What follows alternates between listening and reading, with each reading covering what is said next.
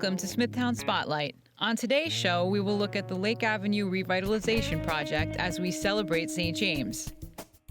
St. James is a special town with an auspicious history. It has spirit and pride and a desire to look back while looking forward. It has young and growing families, valued seniors, those that have been here for generations, and those who have just chosen to live and work in this wonderful hamlet. St. James has become energized and is undergoing changes that are important to the revitalization of the town.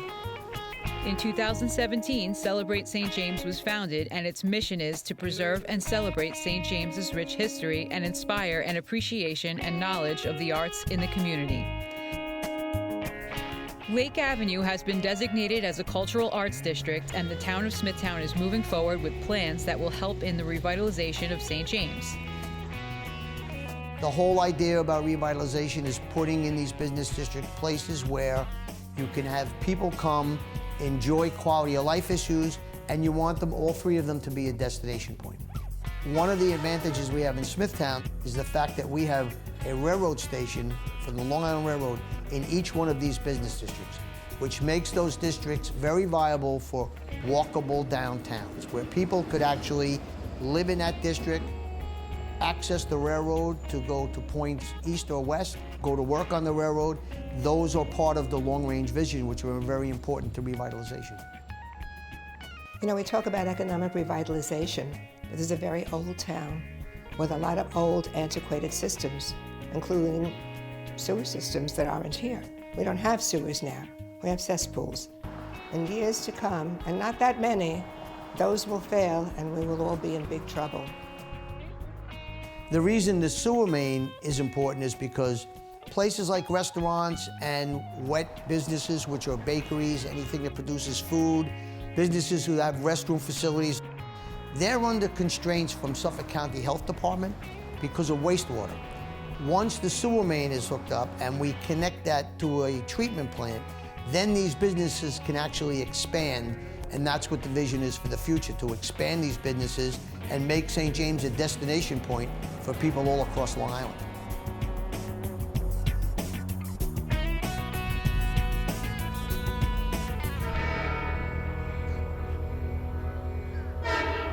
St. James Revitalization Project is due to begin sometime this March. It's going to be about a 5 to 6 month reconstruction project through the business district. That will include installing a dry sewer main, new water mains, reconstruction of Lake Avenue through the business district, including new concrete curbs, sidewalks, and decorative crosswalks at intersections. In addition to new sewers, the proposed Jaredine subdivision will have a positive impact on St. James, both economically and culturally. We did make a new friend and a good friend to St. James, which is the Jaredine Corporation.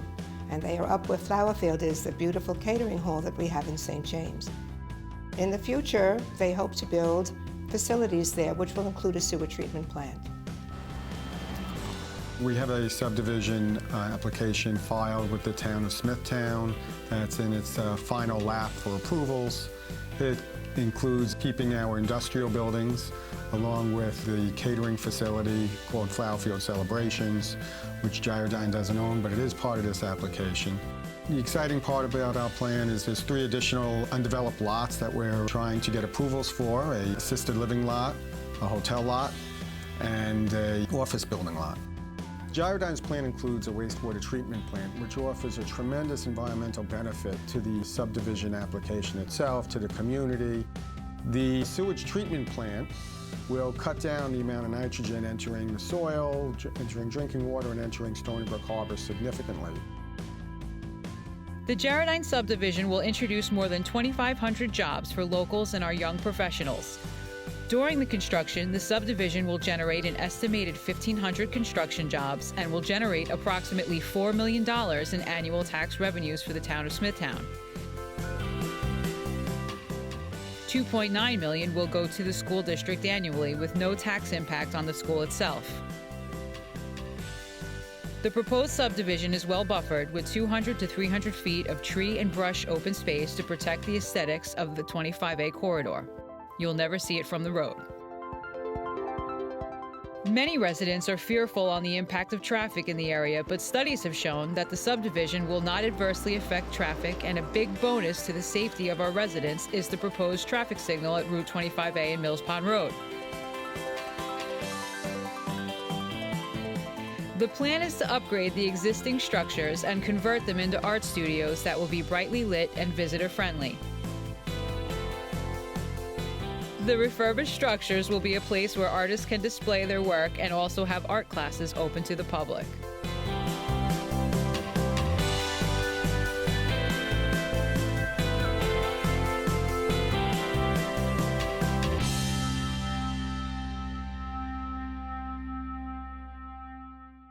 Never in all the time that I have lived here have I seen such energy, cooperation, and passion for a goal of restoring a town. I see the quality of the people we have and their desire to make things better, and we together will. While the goal of Celebrate St. James is to breathe new life into Lake Avenue, the Calderon Theatre stands as a symbol of St. James's rich history and the promise of renewed economic vibrancy in St. James. The Calderon Theatre has a historic significance to the community. I've given the upper floors to an entity which I started 2 years ago called Celebrate St. James. In 1985, this building was a shambles. Inside, they had made hot tubs, and fiberglass was all over the place. It was just terrible, but what did remain from the original building was this wonderful tin ceiling and the original stage, and the dressing rooms. The rest of it was a horror show. So we proceeded, since my husband was a builder, to empty the building, remediate it, and refinish it for our purposes. But he was so in tune to the feeling of what it once was and the history of the building. The history that we've learned about this building is that we feel that it was built around 1920. It was a theater used for stage performances and public performances, but around 1940, it was purchased by the Calderon family and became the St. James Calderon Theatre and started showing movies with famous actors and actresses of the time. We're talking about in the 40s, Spencer Tracy pictures and the westerns of those days, and it was a regular running movie theater. You know, there is a mystery about this history. And the mystery is that while there are many theaters all over Long Island that there are historical records for, there don't seem to be any from this Calderon Theatre. We do know that the Calderon family purchased this for the purpose of showing movies here. But we don't know exactly when the building was actually built. The interesting part of the town of St. James and the connection to this historic building is the fact that this was a place where many vaudevillians came and lived and entertained each other and the townspeople in the early 1900s. And one of the most famous vaudevillians who came to live here was a gentleman by the name of Willie Collier. And Willie Collier was a famous entertainer. He was a vaudevillian. He became a writer, a producer, a movie star, and the connection with his community of actors and actresses is the history of the past here. And we have been trying to connect that up with the story of the Calderon.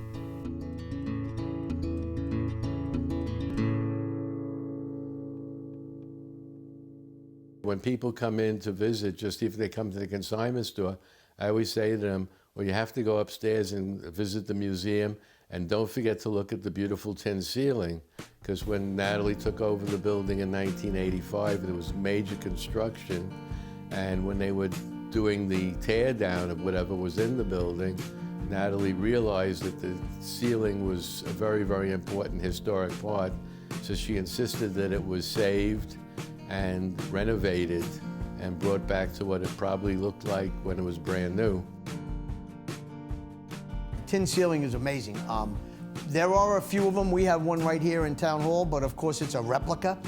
That ceiling is amazing to see on how the architecture was done in those days. So it's really a vital component in our plans to make St. James a destination site.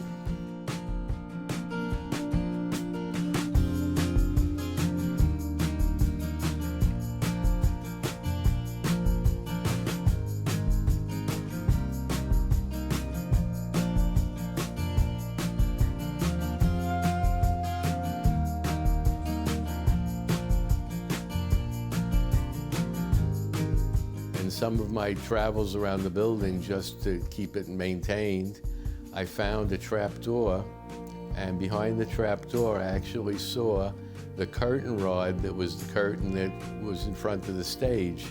So you have the curtain rod and remnants of the hangers that held the curtain up. And I show it to people whenever I can, because I feel it's so important to see that this was a functioning theater and there's proof of it. It's not just what we think it is, we know what it is. When we were redoing the building, and my husband was looking in the roof to redo it, where the old projectors booth was for the movie theater, there must have been a leak, because stuffed into the top of the projectors booth were all of these old movie posters from the 30s and 40s, and we salvaged them. They have water stains on them and they're bits and pieces, but we actually created a little movie museum in the Calderon Theatre building, which is of course now our movie museum for Celebrate St. James. The museum is open every day that Uniquely Natalie is open. The only days they're closed are Tuesdays and Wednesdays. They're open Saturday and Sunday from 10 to 5 every day and from 11 to 5 on Sunday. Many nights when I worked here, I could feel the warmth of the friendly ghosts of old vaudevillians who were surrounding me. It was a great feeling.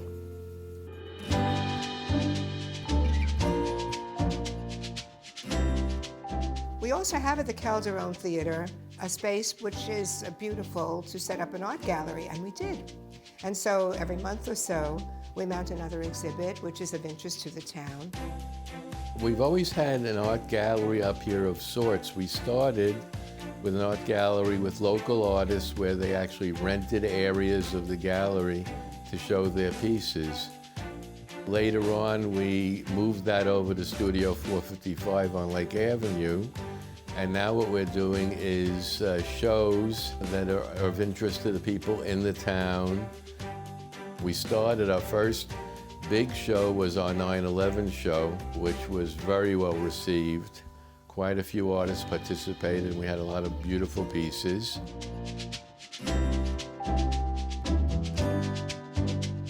And now the show we're running, we call Celebrate St. James. And the hallmark of that show is a piece by Arlene Goldstein. The painting behind me is a montage of some historical buildings that are around St. James. I just put down on my canvas a bunch of colors, and then I visualize which buildings would go into which place. The painting just evolved.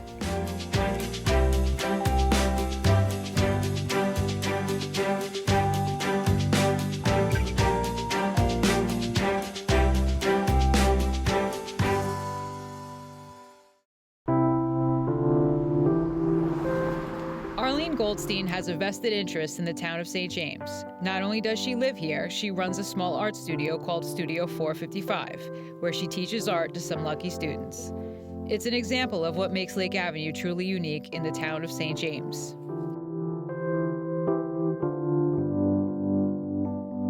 But you know what? Take your scrubber and scrub this out. When people get involved with art, I hear this every time I have a class.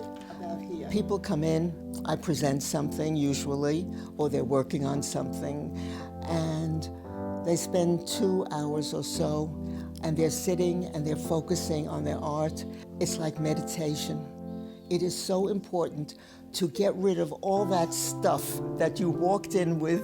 I don't mean art materials. I mean all the things that you thought about. What am I going to make for dinner? When do I have to pick up the kids? And so forth. You come in with a lot of things on your mind, but when you come into the studio and you sit down and we start talking about art, it's just an aha moment. People open up and it's just art.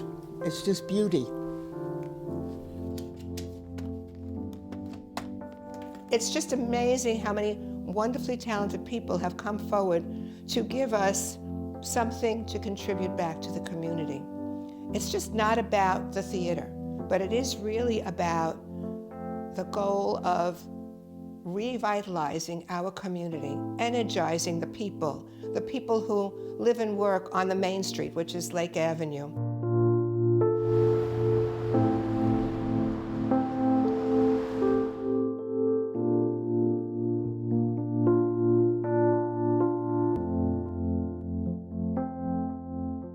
Working with Natalie, we're trying to make that theater part of the destination point for St. James. We think it's vitally important to the vision that we have. We're hoping in the future to make it even more and turn it more into a cultural arts center for the town. It'll be a place where people want to come, as well as see all the things that will be developed in the town in future years.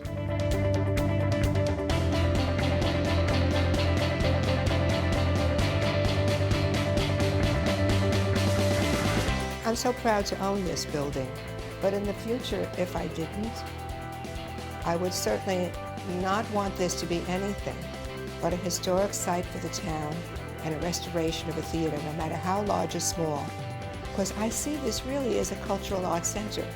We are one of the few towns that can boast that there are at least 30 to 50 historic sites that we have not left to just die away. Restoration is a very important part of the removal of that insignificance of what community life was like. We want to remind people of our past. We want to be able to walk down Lake Avenue, which is our walking street in St. James, and see that history come alive for us, as well as to welcome the community to a new kind of community on Lake Avenue. And that's what Celebrate St. James has been committed to doing. And we have a lot of people who'd love to see that happen.